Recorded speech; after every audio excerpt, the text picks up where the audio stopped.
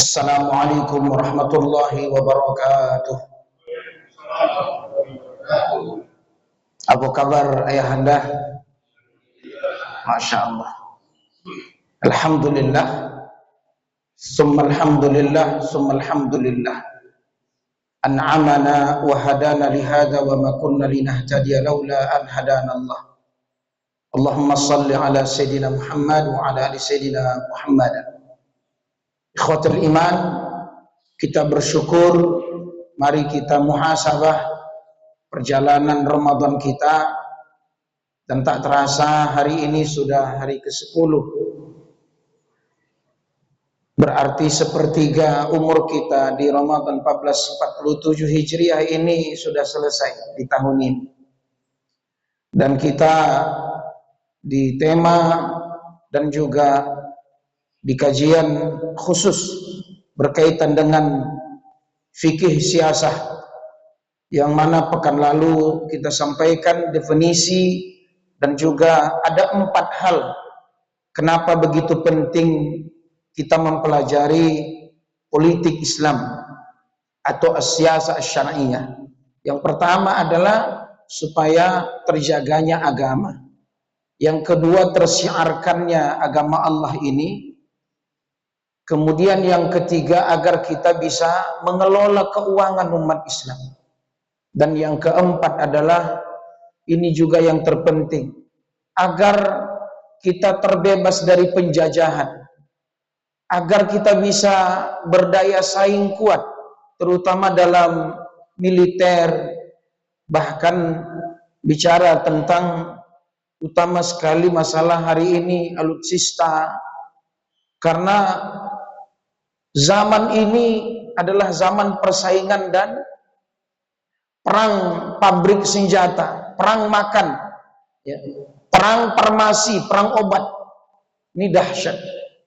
Maka tema kita di zuhur ini adalah, ini pekan kedua, bahwa kenapa kita harus terlibat dalam mengambil keputusan. Kenapa? Al-musyarakah as-siyasiyah, keikutsertaan seseorang, tentu muslim, lebih penting lagi mukmin, yang mereka punya keahlian, kualitas, kredibilitas, dan juga punya ilmu di sana, kemampuan, bahkan soleh, jujur, amanah. Kenapa kita harus ikut melebur untuk mengambil keputusan? Apatah lagi ini adalah termasuk tempat-tempat strategis. Dan realitanya, sebelum kita menjawab pertanyaan ini, ya, realita yang pertama adalah di saat banyak hal yang kita dengar di zaman ini, keburukan dibungkus seolah itu baik. Banyak orang mengatasnamakan agama saat pemilu, tapi begitu duduk, entah siapa yang dia bela, entah siapa yang dia perjuangkan, dan kemudian tidak jelas afiliasinya kemana. Bahkan kata ulama, ini yang menyebabkan banyaknya penuh kegaduhan di negeri kita. Ketika keputusan-keputusan itu justru yang memutuskannya bukanlah orang-orang Islam, bukan pula jelas agamanya. Sampai kata ulama, mereka pun di sini beda alir pikirannya. Ya, aliran pikirannya pun tidak jelas.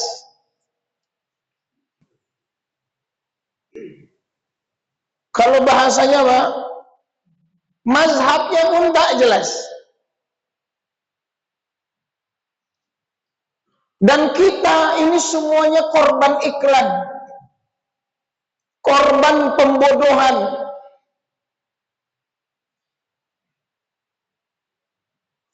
Itu ajalah yang itu bagus.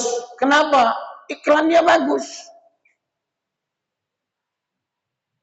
Maka kata ulama, al-musyarakah as-siyasiyah ini penting.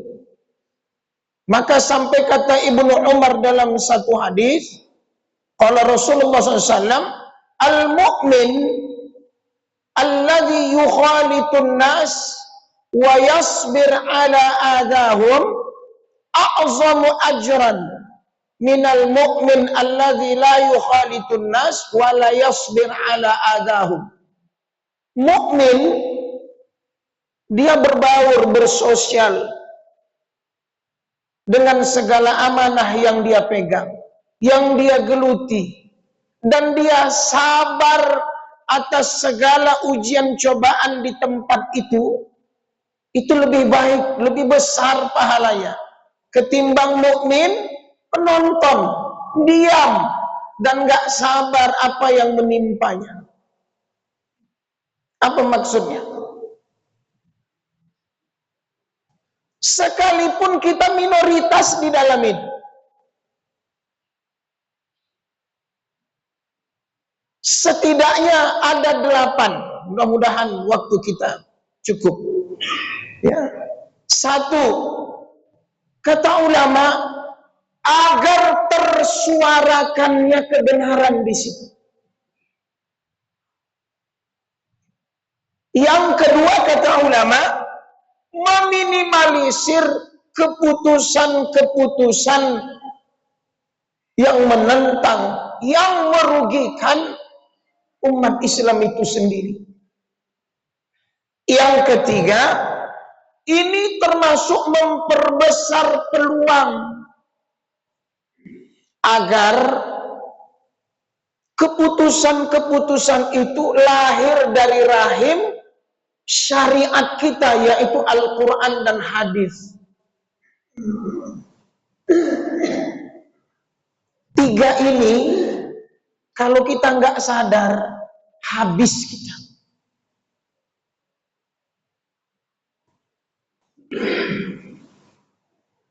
Pak, Bu, kalau sempat bandit, munafik, maaf ya, yang di luar agama kita yang menentukan nasib kita, terutama di parlemen ketika menggodok undang-undang,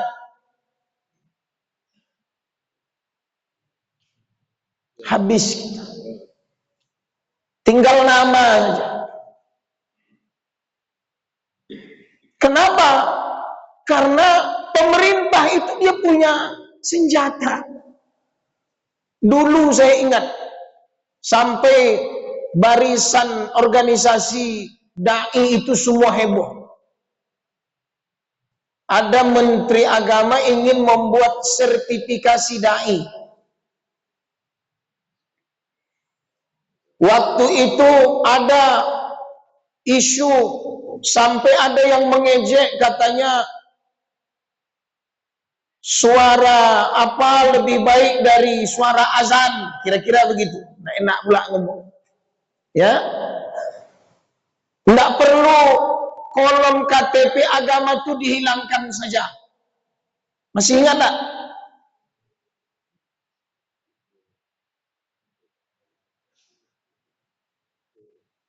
Banyak isu-isu, apalagi sempat nanti kita salah membuat pernyataan, dipotong video kita, heboh.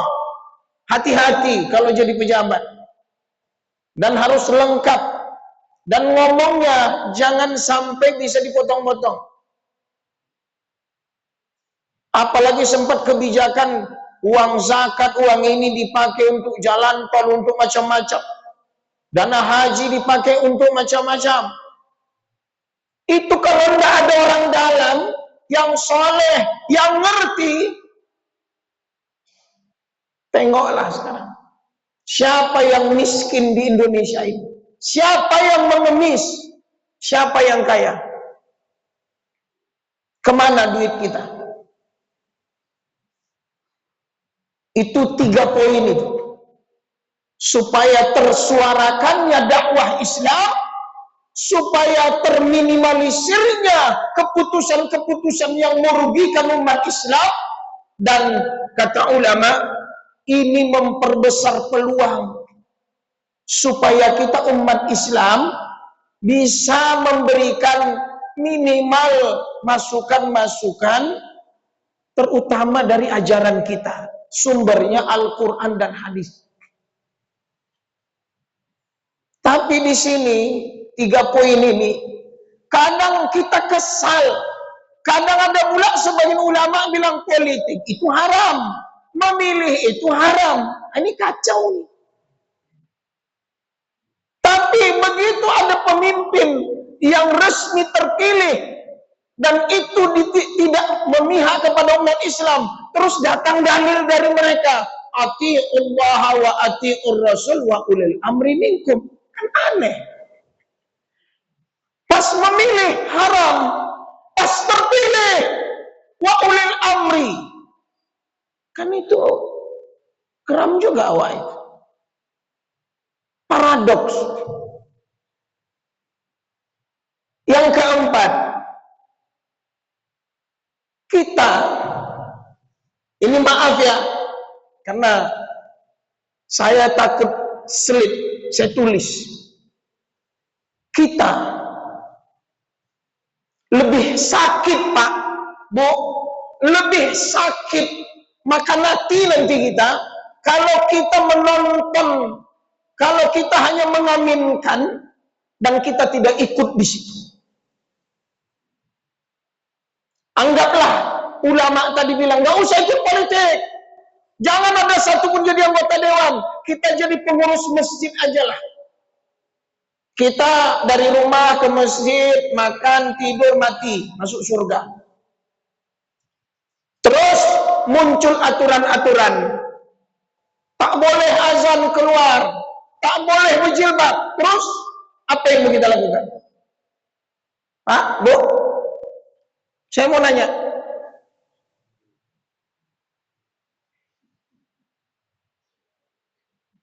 Susah kan? Nggak mudah.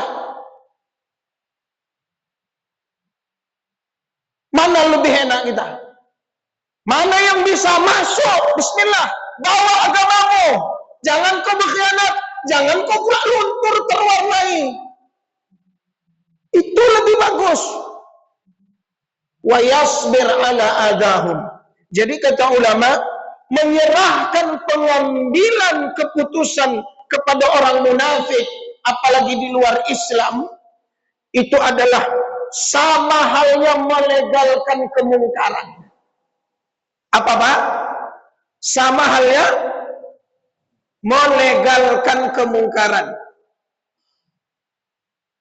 Berarti berdosa kita semua nih.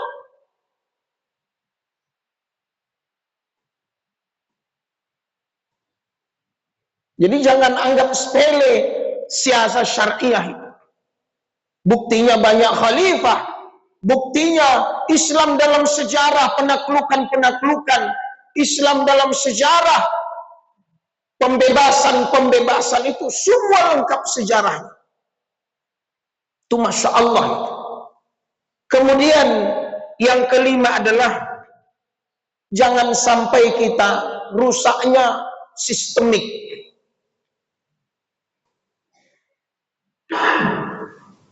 Stigma hukumnya kena. Sekali tarik, habis kita. Walaupun kita mayoritas, rasa minoritas, tapi kalau masih tersuarakan, saya kira perbaikan ini wajib dilakukan sesuai dengan kemampuan kita. Ala qadril istita'ah. Pebisnis, bisnislah yang membawa agama Allah. Pejabat yang membawa aturan Allah. Baru yang keenam adalah ini membuka peluang, kesempatan. Tak mudah orang bisa jadi berbicara, memimpin rapat, debat. Rasul pergi hijrah ke Habasyah menemui Raja Najasyi. Ada sahabat yang mirip dengan Rasulullah. Dia hebat berdebat untuk menyelamatkan nyawa, dakwah dan sahabat Nabi. Cari siapa nama sahabat itu. Dia mirip dengan Nabi. Syu'aib, qalu ya Syu'aib, ma nafqahu katsiran mimma taqul, wa ma naraka illa dha'ifa, walau larahtuk larajamnak, wa ma anta alaina bi'aziz. Cek nanti di surah, termasuk di surah Hud ayat 91. Dia mau membunuh Syu'aib, menghabisi Syu'aib. Nabi Syu'aib itu mendakwahkan supaya jangan menipu masalah timbangan itu. Tapi dia tahu Nabi Syu'aib itu hidup di Madyan. Madyan itu keluarganya lahir Nabi Syu'aib. Dari keluarga yang juga terpandang. Di Madyan zaman dulu, kalau dia membunuh saudaranya, itu perang suku, perang saudara. Mereka takut mengusiknya secara kekeluargaan, tapi mereka nggak suka perkataan dakwah kebenaran.